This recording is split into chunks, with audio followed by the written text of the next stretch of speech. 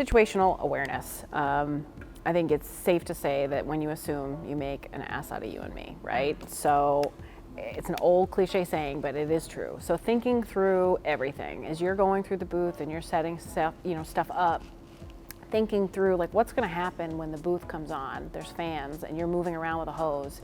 Is everything secured properly? That goes from, the plastic sheeting, is that secure? Is that going to fly away on you? The paper, are there random things in the booth that shouldn't be? Get them out. Like, are there things that could become airborne if there's enough air turbulence in there? Also, when you're hanging parts, like securing them with wire ties, or you're throwing like a hood. I mean, there are some pretty nifty, expensive like shop tools and stands out now that have cool clips and things like that, but usually it's wire ties, zip ties, things like that. You're using the stands and you're essentially just securing them in place, so that way when you're moving the finished panel out of the booth and you're rolling it through either the grates on the bottom of the booth or the ramp out, you're just ensuring that that panel isn't going to fall off when it's still somewhat soft and get damaged.